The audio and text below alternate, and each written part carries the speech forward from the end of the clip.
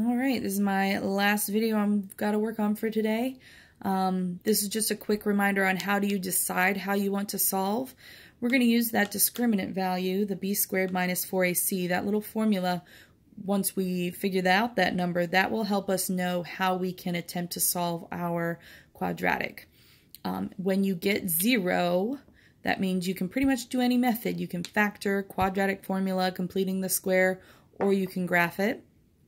If you get just a positive number, you can do quadratic formula, completing the square. Those are going to be probably your two best options. Graphing is pretty much not going to give you exact answers. You're going to be finding like decimal approximations. So, you can use that maybe to check yourself, but, for sure we have to probably do something more algebra related, okay? If you get a positive number, that's a perfect square. That means that we can then add in factoring into our method. So you can pretty much work with anything, okay? When your d value is negative, that means you have imaginary solutions. You only have those two choices there. You can do quadratic formula or complete the square, okay? Remember that this formula is in the quadratic formula. It's that part that's underneath the square root. So that's our discriminant. I've got two examples here. So if this was my original quadratic, x squared plus 8x plus 15.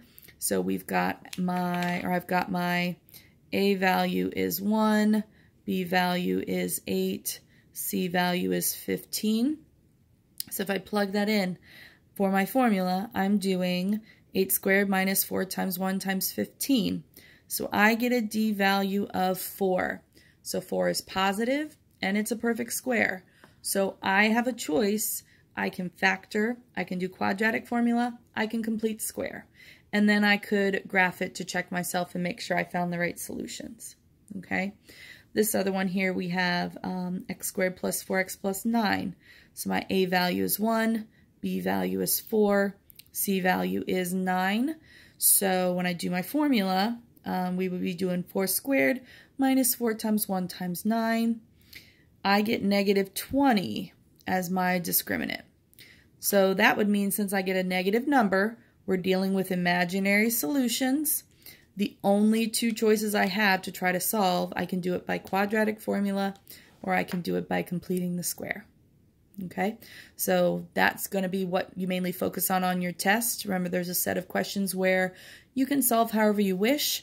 Doing this discriminant first is going to help you kind of narrow down what you should attempt and what will potentially work. All right, happy studying.